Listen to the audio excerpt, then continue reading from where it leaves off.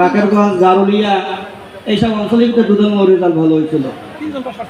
এটা দুদঙ্গ স্কুলটা দুদঙ্গ অঞ্চলটাই একটা ফাজিল মাদ্রাসা, একটা নিম্ন মাধ্যমিক বালিকা বিদ্যালয়, একটা প্রাইমারি স্কুল সহ কয়েকটি সুপ্রতিষ্ঠিত মসজিদ সব কিছু নিয়ে এটা একটা শিক্ষা বরপাশা ইউনিয়নের শিক্ষা জোন বলা যায় এটাকে। আমরা যদি এই প্রতিষ্ঠানগুলি না থাকতো, শহরের কাছে বাড়ি ডগরি মাছ ধরে বড় হইতাম, মনে হয় এটাই হয়তো বহু দূরে যাই পড়াশোনা অনেকেরই হইতো না। যারা এই স্কুল প্রতিষ্ঠায় অবদান রেখে গেছে, কেউ জমি দিয়ে, কেউ মেধা দিয়ে, সকলেই আমাদের কাছে শ্রদ্ধার পাত্র। তারা আমাদের কাছে দোয়ার দাবিদার। এই যে আমাদের গামা কাকা বলে গেল তার বাবার কথা ভালো। এই যে আজকে অনুষ্ঠানটা হয়, দেখা যায় 200 জন উদ্যোগ নিয়েছে, কিন্তু অনেকেরই শ্রম আছে। আমাদের গার্লস স্কুলের যে ইতিহাস আমরা বাড়ি বসে শুনতাম যে বসার চাষা আমাদের বাড়িতে সবচেয়ে বড় চাকাটা মাথায় নিয়েছে। মাদ্রাসা যখন একবার ধ্বংস হয়ে গেছিল, পরবর্তী জাগাবার সময় আবার শুনছি যে ইসমান খান সবচেয়ে বড় ই গাছটা দিয়েছে, কি বলে কাবুলা গাছটা দিয়েছে, এইটা ইসমান খান সবচেয়ে বড় গাছটা দিয়েছে। জাগর দিয়ে সেই গাছটাকে দাঁড়া করাইয়া 3 গুলি দাঁড়া করানো হয়েছে। বহু লোকের শ্রম থাকে, তারা সবাই আমাদের কাছে, তবে নেতৃত্বে অবশ্যই লোক থাকা লাগে। এই স্কুলে যখন মাঠ কথাভাবে শুনছি, স্যাররা বলছে যে লতুফাজি ওই অঞ্চলে একটা জমি দিয়েছে, সেটা বিক্রি করে আবার মাঠ ক্রয় করা হয়েছে। কিন্তু মাঠে কি হয়, ধান চাষ হয়। তখন আমাদের শ্রদ্ধেয় মান্নান স্যারের তার কথা বলতেই হয়। দুদঙ্গ হাই স্কুলের সাথে যাদের নাম জড়িত দীর্ঘদিনের প্রধান শিক্ষক, আমাদের ম্যাক্সিমাম শিক্ষার্থীদের প্রধান শিক্ষক হলো আব্দুল মান্নান স্যারে। তাকে আমরা জীবিত অবস্থায় জ্বালাইছি, অনেক সমালোচনা করছি। আমি ব্যক্তিগত তার কাছে আমার ক্ষমা চাওয়া দরকার, যেহেতু আমি এখন শিক্ষকতা করি। আমি একটা মাধ্যমিক বিদ্যালয়ের প্রধান শিক্ষক পদে আছি। একটা মাধ্যমিক বিদ্যালয়ের প্রধান শিক্ষক আর একটা প্রাইমারি প্রধান শিক্ষক আছে, এক না। সরকারি চাকরি বেসরকারি চাকরি অনেক ঝামেলা। একটা স্কুল পরিচালনা করা, একটা স্কুলে পলিটিক্যাল সব দিক ঠিক রেখে একটা স্কুল চালানো। তখন বলতাম স্যার এটা নাই কেন, পানি পড়ে কেন, শিক্ষক নাই কেন। আমি ছাত্র জীবনে মনে একটু বেয়াদব মতো ছিলাম, স্যারের অনেক জ্বালাইছি। যাই হোক, কিন্তু এখন দেখি বাস্তবতা অত সহজ নয়। তার আমলই স্কুল সুন্দর চলছে, স্যারের জন্য দোয়া করি। আমাদের স্যারেরা এই যে মোস্তফা স্যারে আছে, মোশারফ স্যারে আছে। আমি শাহিন ভাই বলে গেল ভালো ছাত্র ছিল, আমরা অত ভালো ছাত্র ছিলাম না। যাই হোক, আমার মোস্তফা স্যারের কথা উল্লেখ করতে হয়, মোশারফ স্যারের কথা সবার কথা উল্লেখ করতে হয়। যে আমাদের পাটিগণিত, বীজগণিত আর জ্যামিতি ছিল। মোস্তফা স্যারের প্রত্যেকটা অধ্যায় শেষ করে একটা পরীক্ষা নিত আর বলতো যে এই যে ফার্স্ট হবে তার একটা পুরস্কার দেবো। তো আমি সাথে খরচ ছিলাম, কিন্তু আমার টার্গেট ছিল যে পুরস্কারটা নিতে হবে। ওই পুরস্কারের আশায় 2টা বীজগণিত অধ্যায়, 2টা পাটিগণিত অধ্যায়, 2টা জ্যামিতি অধ্যায় এমনভাবে শিখলাম। আমাদের যে মশিউর প্রণব এরা ভালো ছাত্র ছিল, তারা ফাইনাল স্টার পাইছে, আমরা প্রায় 20-22 পেয়েছিলাম। যাই হোক, ওদেরকে এই প্রাইজ আমি নিতে দেই নাই। ওই যে প্রাইজে একটা কলম পাইছিলাম, তার পরবর্তীতে আর কোনো সময় আমার গণিত সাবজেক্ট হয় লেটার মার্ক পাইতে পরীক্ষা আগের দিন রাত আমার করতে হইতো না। সারা রাত ঘোরাফেরা করতাম, ফেরিঘাট যাইতাম, পরের দিন পরীক্ষা দিতাম। আমার মার্কস 85-এর উপরে গণিতে। এই যে উদ্দীপনা, এইগুলি স্কুল জীবনে দরকার আছে।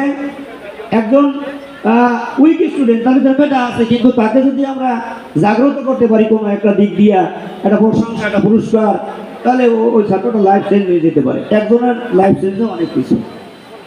এই যে আজকে অনুষ্ঠানটা হইতেছে, একটা আনন্দের বিষয়। মনে হয় যে কয়েকদিন আগে আমাদের মোশারফ হোসেন স্যার এবং তার কিছুদিন আগে গোলাম মোস্তফা স্যারে বিদায় নেওয়ার পরে আমাদের প্রাক্তন ছাত্র ছিলাম। এদের ম্যাক্সিমাম স্যারেরা সব স্যাররা বিদায় হয়েছে, এখান থেকেই শুরু।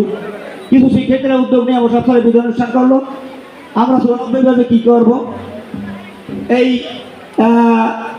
চিন্তা করতে করতে কী করা যায়, কারে নিয়ে করি, তা কেমনে করি। তা আমরা আবার স্যারদের নিয়ে ছোটো একটা পিকনিক করলাম। আমরা একত্রে একদিন বসলাম, খুব আনন্দ লাগছে। আবার এইগুলি দেখে এখন যে ওই আজাদরা আছে, ওরা আবার ঢাকা পয়সা ম্যাচে একাত্রে থাকে। মাসাল্লাহ একটা উদ্যোগ নিয়ে বিশাল অনুষ্ঠান করলো, অনেক শ্রম দিচ্ছে ওরা, ওদেরকে অবশ্যই ধন্যবাদ দিতে হয়। তবে এরা লেগছে প্রথম পূর্ণমিলনী, তাহলে অবশ্যই সামনে পূর্ণমিলনের আকাঙ্ক্ষা আছে। কিন্তু আজকে আমরা অনুষ্ঠান করতেছি, সামনেটাকে আমরা করব না। এখন যারা বর্তমান শিক্ষার্থী আছে তারা করবে এই অনুষ্ঠানটাকে, তারা যারা বর্তমানে শিক্ষার্থী আছে তাদের যদি পার্টিসিপেশনটা থাকতো, এখানে আমাদের যে খরচ হয়েছে তার সাথে সামান্য খরচ গলিয়ে খরচ হয়েই গেছে। তারা থাকতে পারতো, তারা শিখতে পারতো। আজকে স্কুলে প্রায় 20 জন স্টাফ, 15 জন শিক্ষক, তারা এখানে সকালে উপস্থিত থাকলে অনুষ্ঠান সৌন্দর্যমণ্ডিত হইতো। প্রাইমারি 12 জন স্টাফ গার্লস স্কুলে, এবং এই যে শিক্ষক সমাজ ছিল তাদের ইনভলভমেন্টটা খুব জরুরি ছিল। এবং এখানে বর্তমান শিক্ষার্থী আজকে 200 থাকলে আজকে কার্যক্রম করা দেখতো এবং ভবিষ্যতে তারা করতো, আমরা আবার থাকতাম। এগুলি দরকার ছিল। যাই হোক, যে তারা করা হয়েছে স্কুল বাদ দিয়া। অটো গাড়ির নিচে লেখা যে বাবা মার দেওয়া, বাবা মার ভাত দেয় না। স্কুল বন্ধ থাকে, অনুষ্ঠান নাই, স্কুলের লাইব্রেরি অফ। আজকে লাইব্রেরিতে আমরা দরজা করলে 2 কাপ 2 কাপ চা, 1 কাপ চা খেয়ে আসতাম, আবার যাইতে বসতো, হেডমাস্টারের আহ্বান ব্যবস্থা থাকতো, স্কুল থাকতো জাঁকজমক। যাই হোক, এটা কি কারণে এভাবে হয়ে গেল? আমার সঙ্গে বিরোধিতা করে। এখানে বিরোধিতা কি আছে? সর্বদলীয় দল কিসের? এখানে আমরা যখন ছিলাম, ইউনুস খান স্যার 2 বার আসছে, প্রতিমন্ত্রী, সবাই মিলে তা করুন, স্কুলে আসে দল থাকে না। তাই কথা আমরা বেশি হয়ে যেতেছে। এই স্কুল মাঠে খেলাধুলা হইতো না। আমরা 93 এবং 94 ব্যাচের ছাত্ররা যখন জানতে পারছি যে ওই জমি বিক্রি করে নতুনভাবে কামারখালি জমি রয়েছে, সেই জমি লাগাইয়া স্কুলে আনে, আমরা স্কুল থেকে এক দৌড় দিয়া, এই যে আমরা মাসুর শপথ, এই বসিউর প্রণব স্কুলের ছাইন খেয়া, আমরা একটু বড়টা ছিল থেকে দৌড়াইয়া যাইয়া সেই বীজগুলি উঠেই ফেলাইয়া বল নিয়ে খেলা শুরু করলাম। তখন থেকে কিন্তু ওই মাঠে খেলাধুলা শুরু। ইনশাল্লাহ এখন চলতেছে, বড় ভবন হইতেছে, এখন আধুনিক পড়াশোনা অনেক।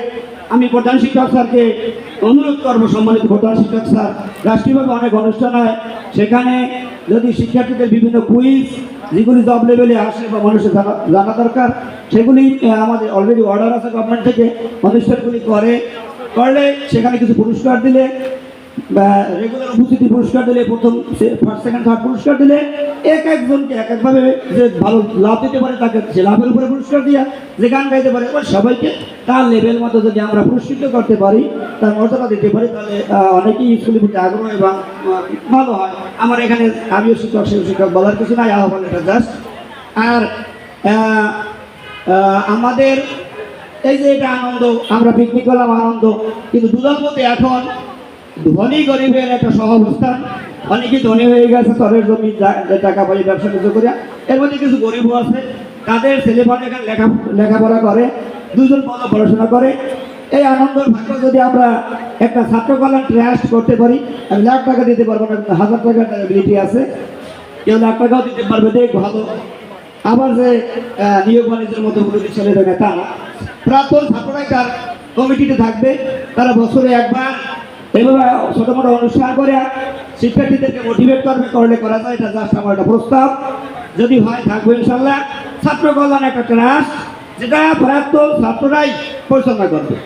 দুদলমূল মাধ্যমিক বিদ্যালয়ের ছাত্র কল্যাণ ট্রাস্ট থেকে মেধাবী ছাত্রদের, গরিব ছাত্রদের এই স্কাউট করবে, ফিটনেস ভালো বা পোশাক বানাইতে পারে না, 2টা পোশাক আমরা সেখান থেকে দিয়ে দিলাম।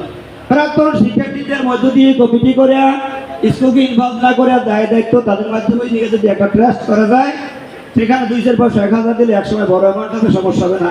শাহিন ভাই জানি বড় একটা চাকরি করে, আরও অনেকেই আছে, অনেকে ব্যবসা। আমাদের প্রণব বড় একটা ফ্যামিলির এখন বড় একটা ব্যবসায় আছে, দিতে পারবে ইনশাল্লাহ। আজকে দিচ্ছে, আমি অনেক কথা বলে বললাম। আর ছাত্র জীবনে হয়তো বড়দের সাথে অনেক বেয়াদবি করছি, ছোটদের নির্যাতন করতে পারি, সবার কাছে ক্ষমা চেয়ে সবাই সার্বিক সুস্থতা ও মঙ্গল কামনা করে আমি আমার এখানে বক্তব্য শেষ করছি। আসসালামু আলাইকুম।